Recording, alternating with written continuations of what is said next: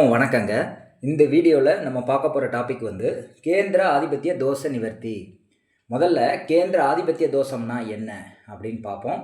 அந்த நிவர்த்திக்கான விதிகளையும் பார்ப்போம். அதாவது 1, 4, 7, 10 அப்படின்னு சொல்லக்கூடியது தான் கேந்திர ஸ்தானங்கள். அது லக்னத்திலேருந்து நம்ம எடுக்கணும். அப்போ லக்னங்கிறது 1, 4, 7, 10 இந்த இடங்களில் சுப கிரகங்கள் தன்னுடைய ஆட்சி வீட்டில் இருந்தால் அதுக்கு பேர் கேந்திராதிபத்திய தோஷம்.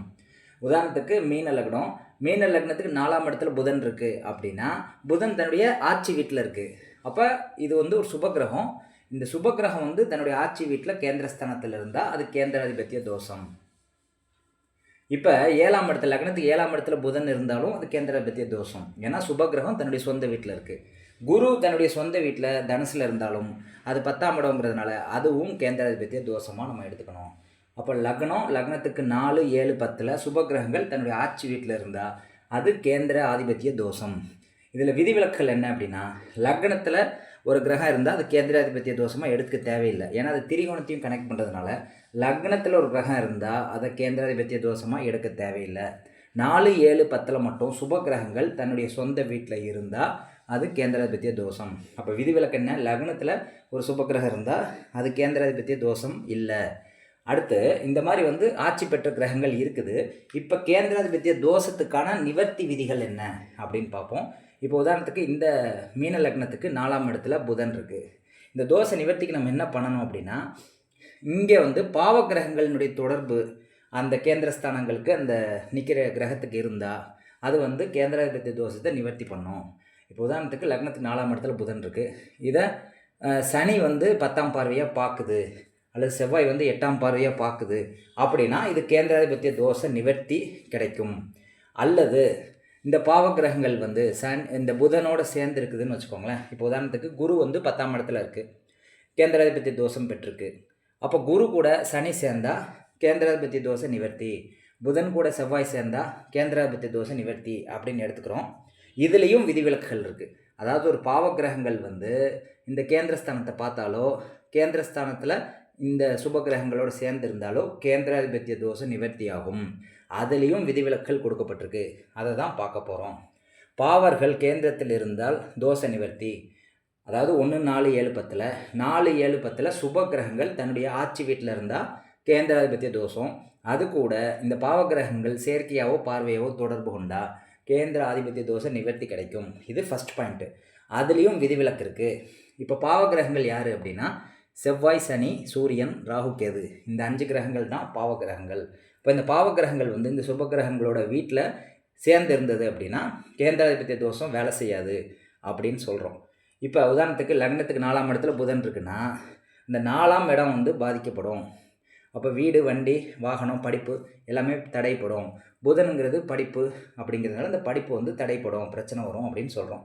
10 குரு இருக்குன்னா தொழில் தடை வரும், குழந்தைகளுக்கு தொழில் தடை வரும்னு சொல்கிறோம். குருங்கிறது குழந்தைகள். அப்படி வந்து அந்த கிரகத்துடைய காரத்துவம் அது இருக்கக்கூடிய பாவகத்தை பொறுத்து அது என்ன தடை பண்ணும் அப்படிங்கிறத நீங்கள் தெரிஞ்சுக்கணும். இதுக்கு நிவர்த்தி என்னென்னா, பாவகிரகங்கள் இந்த கிரகத்தோடு சேர்ந்தால் கேந்திராதிபத்திய தோஷ நிவர்த்தின்னு சொல்லப்படுது. அல்லது பாவகிரகங்கள் இதை பார்த்தா கேந்திராதிபத்திய தோஷ நிவர்த்தி. இதுலேயும் விதிவிலக்குகள் இருக்குது.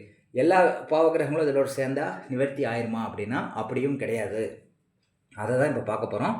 அதாவது ஃபஸ்ட்டு புதன் இருக்குது. புதனுக்கு நட்பு கிரகங்கள் என்னென்ன அப்படின்னா பாவகிரகங்களில் சொல்கிறேன். பாவகிரகங்கள் புதனோடு சேர்ந்தால் தோஷ நிவர்த்தி. அப்போ பாவகிரகங்களில் புதனுடைய நட்பு கிரகங்கள் பார்த்திங்கன்னா சனியும் சூரியனும். புதனுக்கு பகை கிரகம் பார்த்திங்கன்னா செவ்வாய். இப்போ புதனுக்கு பகை கிரகம் சேர்ந்து கேந்திராதிபத்திய தோஷத்தை நிவர்த்தி பண்ணுச்சு அப்படின்னா அது புது தோஷத்தை உண்டாக்கும். ஏன்னா அது பகை கிரகங்கிறதுனால அது தோஷ நிவர்த்தியாக நீங்கள் எடுத்துக்க முடியாது.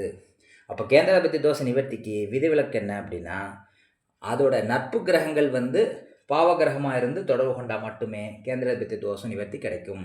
இப்போ புதனோட செவ்வாய் சேர்ந்தால் புதனுக்கு செவ்வாய் பகை. இப்போ கேந்திராதிபத்திய தோஷம் நிவர்த்தி கிடைக்காதுன்னு தான் நம்ம சொல்லணும். நிவர்த்தி கிடைச்சாலும் வேற ஒரு ப்ராப்ளத்தை அது கிரியேட் பண்ணும். அப்போ நம்ம என்ன பண்ணணும், விதிவிலக்கு இந்த கிரகத்தோடு சேரக்கூடிய கிரகம் தன்னுடைய நட்பு கிரகமாக இருந்து பாவகிரகமாக இருந்து தொடர்பு கொண்டால் மட்டும்தான் கேந்திராதிபத்திய தோஷம் நிவர்த்தி ஆகும். இப்போ குருன்னு எடுத்துக்கிட்டோம். குருவுக்கு நட்பு கிரகங்கள் பார்த்திங்கன்னா சூரியன், செவ்வாய் பாவகிரகங்களில். சமகிரகம் அப்படிங்கிறது சனி. அப்போ குருவோட எந்த கிரகம் சேர்ந்தாலும் பெரிய பாதிப்பை கொடுக்கறது இல்லை. ஏன்னா குரு வந்து எல்லா கிரகத்தோடையும் நட்பு கிரகமாகவே இருக்கிறதுனால பாவகிரகங்களோட நட்புத்தன்மை இருக்கிறதுனால எந்த கிரகம் சேர்ந்தாலும் இங்கே கேந்திராதிபத்திய தோஷ நிவர்த்தி கிடைக்கும்.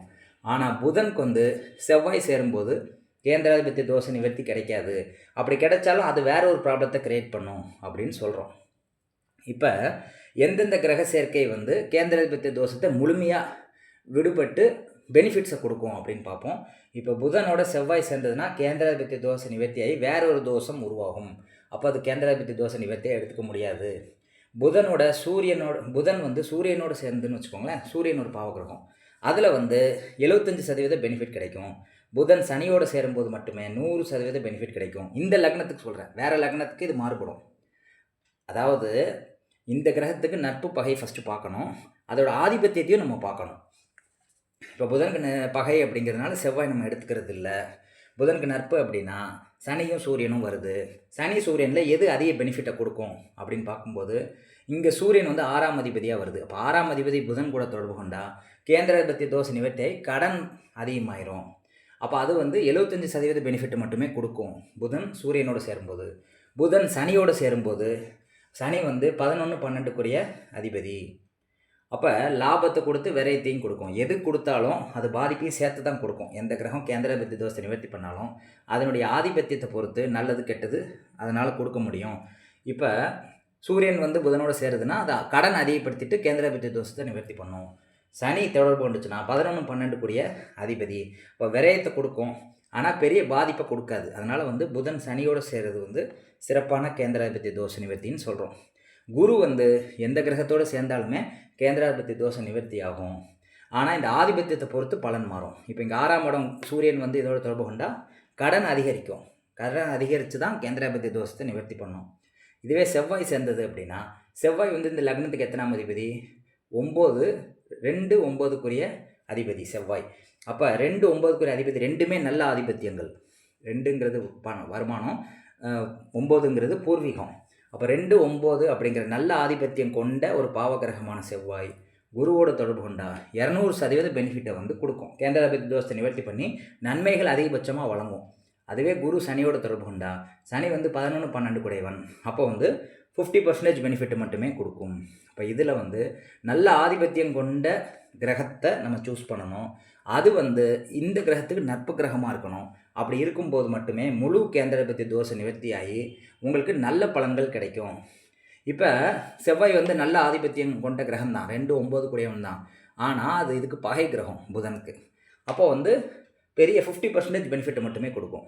ஆனால் குருவோட செவ்வாய் சேரும்போது குருவுக்கு அது நட்பு கிரகம், பாவகிரகமாக இருந்தாலும் செவ்வாய் வந்து குருவுக்கு நட்பு கிரகம். அது 2, 9க்குரிய நல்ல ஆதிபத்தியங்கள் பெறதுனால முழு கேந்திராதிபத்திய தோஷத்தை நிவர்த்தி பண்ணி நன்மைகள் அதிகமாக செய்யும். சூரியன் கூட தான் குருவோடு சேரும்போது நன்மைகளை செய்யும். ஆனால் அது 6ஆம் இடத்துக்கு ஆதிபத்தியம் பெறதுனால கடனை அதிகப்படுத்திடும்.